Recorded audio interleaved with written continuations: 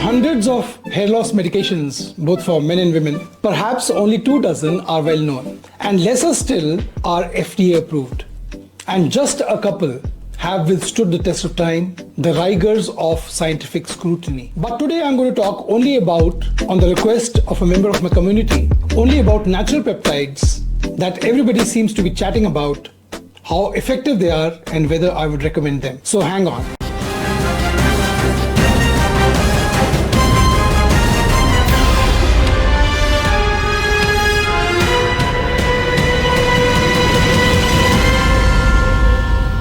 So we have three naturally occurring peptides or short chain amino acids.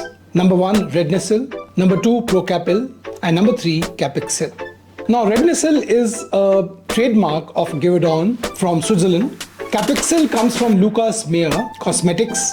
Procapil, on the other hand, belongs to Sederma from France. So what's the deal with these peptides? Well, think of them as short chain amino acids, building blocks for growth.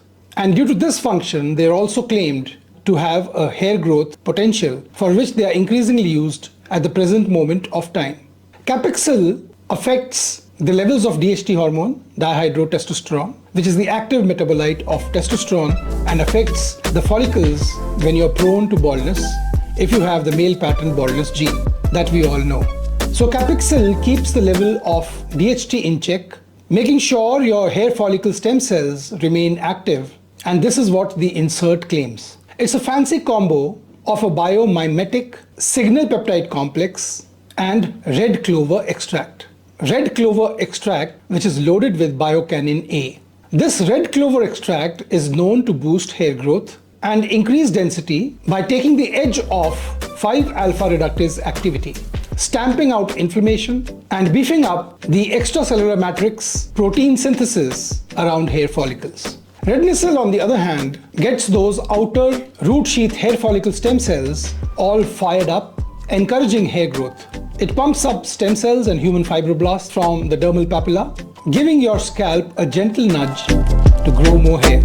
Since it is side effect free, that is the reason of its popularity. But it's not officially approved for fighting hair loss, like Finasteride, or for that matter, minoxidil are.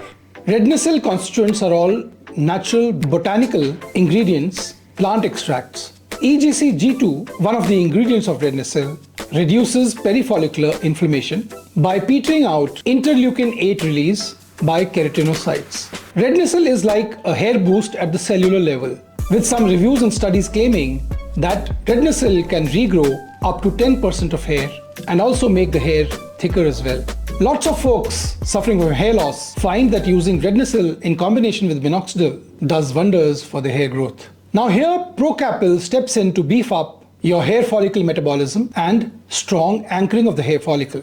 It has three main plant-derived ingredients, biotenol tripeptide 1 being its star peptide. Then there is olenolic acid from olive leaves, which is said to kick 5-alpha-1 and 5-alpha-2 reductase out of the door, reducing DHT levels and thereby reducing hair loss. Apigenin, a flavonoid from citrus peel, helps open up those small microvessels around hair follicles, getting more blood flowing along your roots.